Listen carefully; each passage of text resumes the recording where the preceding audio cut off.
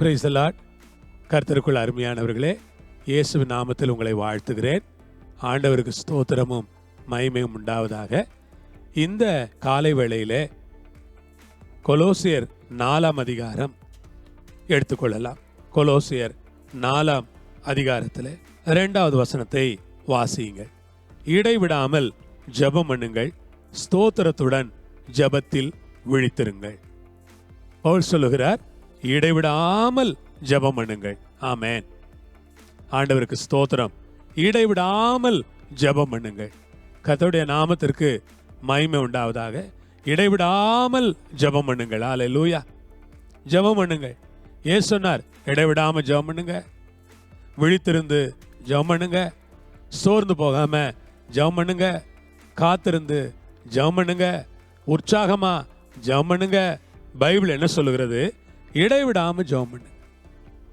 கர்த்தருடைய பரிசுத்த நாமத்திற்கு நன்றி. நான் என்ன செய்யணும்? நாம் என்ன செய்யணும்னா, தொடர்ந்து இடைவிடாம தொடர்ச்சியா உற்சாகமா சோர்ந்து போகாம ஜெபம் பண்ணிட்டே இருக்கணும். இடைவிடாம ஜெபம் பண்ணுங்க. ஆண்டவருக்கு நன்றி. ஜெபம் ரொம்ப முக்கியம். ஜெப வாழ்க்கை ரொம்ப முக்கியம்.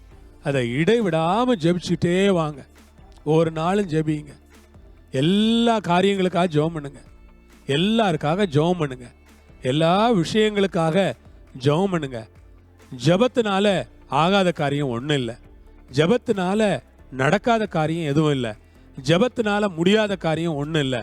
ஜெபம் பண்ணால் எல்லாம் முடிஞ்சிடும். ஜெபம் பண்ணால் எல்லாம் நடந்துடும். அதனால இடைவிடாம நீங்க ஜெபம் பண்ணுங்க.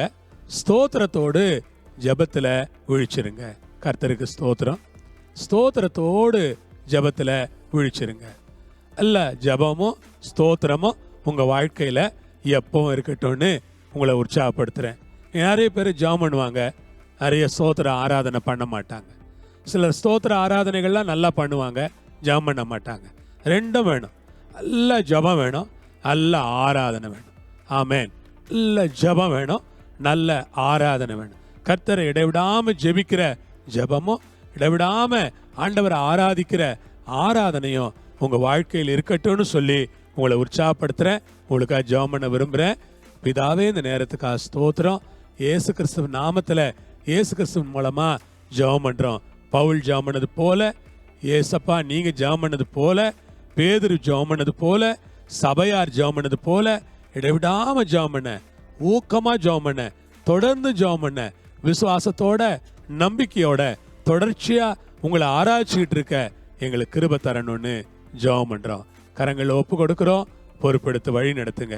இயேசுவின் நாமத்தில் பிதாவே, ஆமென். ஆண்டவர் உங்களோடு இருப்பார், உங்களை ஆசீர்வதிப்பார். ஆமென்.